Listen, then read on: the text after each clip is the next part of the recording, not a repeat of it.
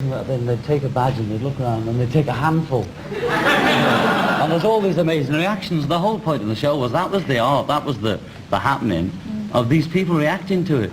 Some people who are sort of less hung up just sort of accept it. Oh, you're here, good joke, or oh, so what? You see, now if you show it to a child, he'll just either take no notice of it because he knows he's here, or he'll just say, oh, you're here, you know, it's just written on the wall or in the toy. It's 1968, the height of Beatlemania, and John Lennon is on top of the world. Screaming girls, sold-out stadiums, the kind of fame that feels unbreakable. But one impulsive night changes everything. He locks himself in a basement with a woman who's about to become his partner in chaos, and they emerge with an album so raw, so unfiltered, it doesn't just challenge the rules of music, it shatters his image as the cheeky, lovable rebel fans adore. This isn't some polished pop record. It's a sonic grenade that explodes across headlines, courtrooms, and friendships, leaving John exposed in ways he never imagined. What could drive a man at his peak to risk it all on something this wild? Stick around, because the story behind this forbidden release reveals a side of Lennon that's equal parts genius and gamble. And it starts with a single, Sleepless Evening, that no one saw coming. May 1968. John Lennon is restless. The Beatles have just returned from India, still buzzing from meditation and new songs, but John feels something missing. His marriage to Cynthia is crumbling, he later calls it a slow death, and the band's endless schedule leaves no room for the raw ideas burning inside him. One evening, he invites Yoko Ono, the avant-garde artist he met 2 years earlier at her London gallery show, to his home in Weybridge. Cynthia is away. The house is quiet. John has turned the attic into a makeshift studio, reel-to-reel tape machines, oscillators, a piano, random percussion. No plan, just curiosity. They start at midnight. Yoko brings her conceptual art mindset, silence as sound, repetition as rhythm. John brings his rock and roll instinct to break every rule. They record everything. Bird calls looped backward, heartbeat thumps from a stethoscope mic, Yoko's piercing vocal experiments that sound like screams from another planet. John laughs, rewinds, layers. Hours vanish. By dawn, they've filled 2 reels with noise that isn't music in any traditional sense. John names it unfinished music number 1 on the spot. But the real spark? They decide to photograph themselves naked for the cover, front and back, no shame, no filter. If we're being honest, John says, let's go all the way. That single decision, snapped in the morning light with a cheap camera on a timer, sets off a chain reaction no one can stop. But the tape itself? That was just the beginning of the madness. The tapes from that feverish night sit in a box for weeks. John can't let go. He drags them to the Beatles sessions at Abbey Road, plays snippets for the others. Paul raises an eyebrow. George smirks. Ringo just shakes his head. It's not even a song, Paul mutters. John grins. He knows. This isn't for the charts. It's therapy, rebellion, a middle finger to the machine that made him a Beatle. He and Yoko spend the summer editing in secret, splicing together 30 minutes of pure sonic anarchy. Track 1 opens with a heartbeat, then a door creaking, then Yoko whispering Japanese poetry while John strums a single dissonant chord for what feels like forever. Side 2, a collage of radio static, train whistles, and John laughing maniacally as Yoko wails over a broken music box. They press only a few thousand copies on their own label, Apple's experimental arm, calling it Two Virgins. No melody, no hook, no apology. John mails advance copies to friends. Mick Jagger sends back a note, "Mate, what the hell is this?" Even Brian Epstein's successor calls it career suicide. But John is hooked on the freedom. He tells a reporter, "It's us, completely naked in sound." The irony? The music itself is so abrasive, most listeners never make it past the first 5 minutes. Yet that rawness is the point. John wants to strip away the Beatles' polish and show the man screaming underneath. And if the world hates it, fine. He's ready for the fight. But nothing prepares him for what happens when those cover photos hit the printing press. The photos are simple, almost Amateur. John and Yoko stand barefoot on a faded rug, facing the camera. No makeup, no lighting tricks, just two bodies in natural light. John's hair is long and tangled, Yoko's expression calm, almost defiant. Turn the sleeve over, and there they are again, backs to the lens, holding hands. The shot is taken in John's bedroom with a self-timer, the camera balanced on a stack of books.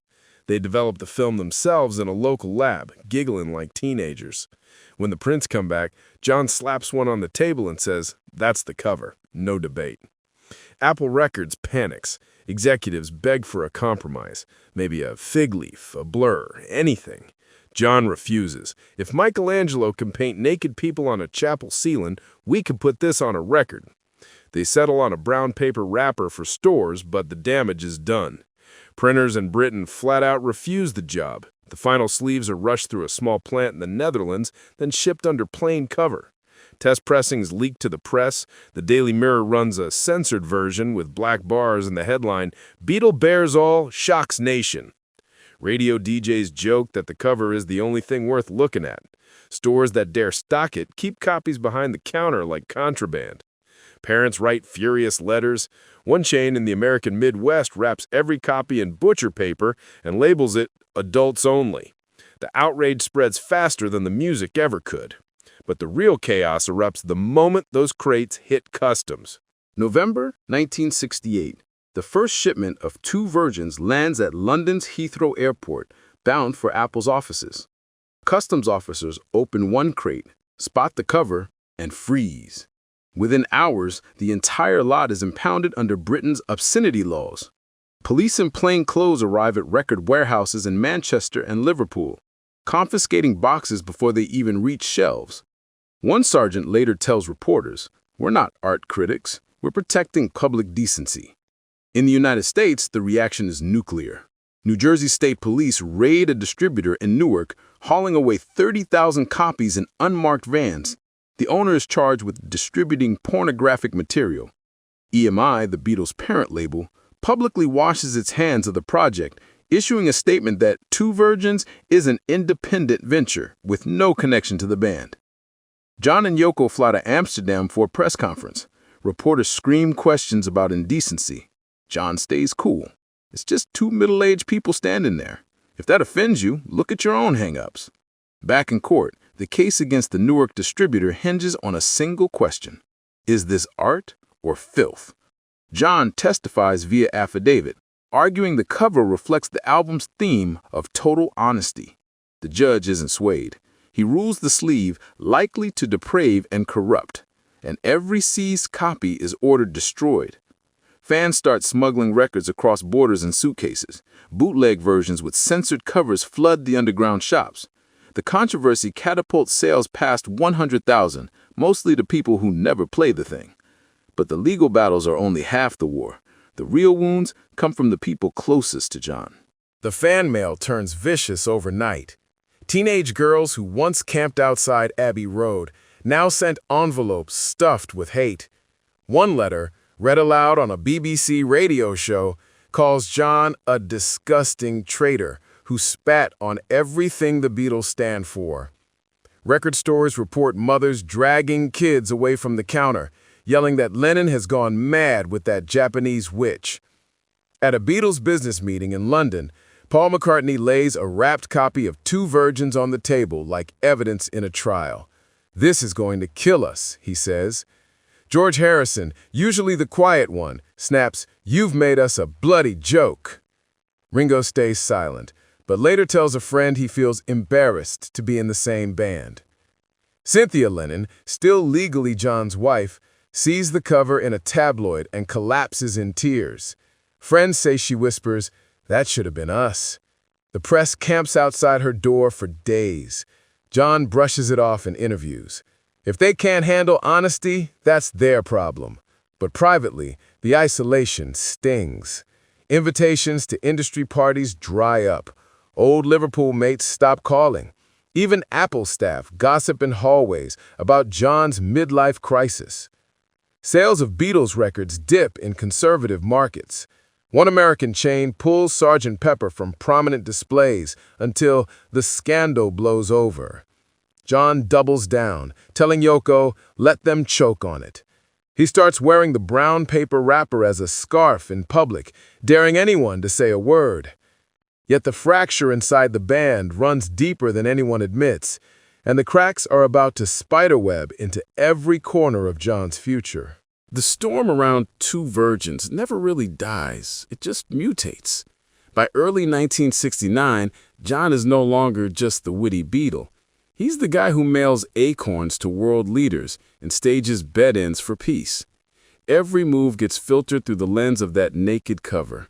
When he returns his MBE medal to the Queen with a note about cold turkey and the Biafran War, tabloids splash it next to old Two Virgins photos, screaming, "Lennon's lost it." Radio stations that once spun Hey Jude nonstop now hesitate to play anything with his name. DJs joke that parents might smash the dial if they hear John's voice. Yet the gamble pays off in ways no one predicts. Underground artists flock to him. David Bowie, still a struggling folkie, calls the album a door kicked open. Frank Zappa sends a telegram, "You just made permission official." John channels the chaos into the White Album tracks like Revolution 9, slipping longer experimental snippets past a wary George Martin. He and Yoko launched the Plastic Ono Band within months, free from Beatles constraints. Their next release, Life with the Lions, doubles down on raw hospital recordings after Yoko's miscarriage. Critics hate it, but college radio eats it up. A tiny ripple becomes a wave. Fast forward to 2024, Yoko's team teases a deluxe Two Virgins reissue with unreleased outtakes, supposedly 15 minutes of John and Yoko laughing through failed loops. Fan forums explode with speculation. Will we hear the moment Cynthia's key turned in the lock downstairs? Did Paul ever sneak in to listen? Auction houses already price original sealed copies at $20,000. The album that tanked John's wholesome image now props up his myth as the ultimate rule breaker. But the echoes don't stop in the past. They're still rattling cages today. Walk into any 2025 music forum and type Two Virgins. The thread lights up like a firework. Gen Z producers sample the static bursts and lo-fi beats, calling it the original vaporwave. TikTok creators stitched 30-second clips of Yoko's wails over glitchy visuals, racking up millions of views with captions like, "John Lennon invented noisecore and nobody noticed." Major labels still flinch at full-frontal art. When a rising pop star tried a barebacked cover last year, Spotify slapped an explicit tag and buried the release for a week. The same week, a conservative senator waved a blurred printout on the Senate floor, ranting about moral decay in streaming. Sound familiar? Independent platforms fight back. Bandcamp hosts an annual Naked Album Art Day, where artists upload uncensored sleeves and donate proceeds to free speech charities. Last year's top seller, a digital recreation of John and Yoko's pose, pixelated just enough to skirt guidelines. Auction houses report sealed Two Virgins originals jumping 30% in value since the reissue rumors hit. One sold in Tokyo for $42,000 to a cryptocurrency millionaire who plans to mint it as an NFT, cover, static, and all. Even AI tools get in on it. Type "generate avant-garde album in the style of Lennon Ono" into any music bot, and the first reference it spits out is still that 1968 basement tape. Critics who once called it unlistenable garbage now write think pieces titled "The Album That Predicted Our Feed Scroll Attention Span." And the speculation never sleeps. Leaked emails from Yoko's archive suggest a second reel exists, labeled only "Too Honest." If it ever drops, expect another round of seizures, hashtags, and headlines. Because every time society thinks it's moved past shock, someone presses play on John's heartbeat loop and remembers the fight for raw truth never ends. One reckless night in a quiet English suburb, John Lennon traded the safety of superstardom for the thrill of total exposure. The album that followed, Unfinished Music No. 1, Two Virgins, wasn't built to please. It was built to provoke, to peel back every layer of polish and force the world to stare at the man underneath. It cost him fans, friendships, and a chunk of the Beatles' golden glow, yet it also handed him something priceless: the freedom to create without apology. The seizures, the courtroom battles, the hate mail, none of it. Silence, the tape loops still echoing in lo-fi playlists and late-night Discord servers today. Look closer, and you'll see the scars it left on every bold move that followed. The bed ends, the primal screams of Plastic Ono Band, the unfiltered honesty of Imagine. Without Two Virgins, there's no roadmap for artists who refuse to play nice. So here's the lingering question. If a 30-minute heartbeat and two naked bodies can still spark Senate speeches and million-dollar options 57 years later, what happens when that rumored Too Honest reel finally surfaces? Pull up the original on your favorite platform tonight. Skip to the 5-minute mark where Yoko's laugh cracks into static. Listen for the moment John decided the truth was worth the fallout. Then ask yourself, would you press record? If you were glued to every twist of John Lennon's wildest gamble, smash that like button and subscribe to Retro Celeb Talk for more untold stories that flipped fame upside down. Drop a comment. What band, album, or scandal should we uncover next? Hit the bell so you never miss the drop, and share this with your music-obsessed friends. Let's keep the retro fire burning.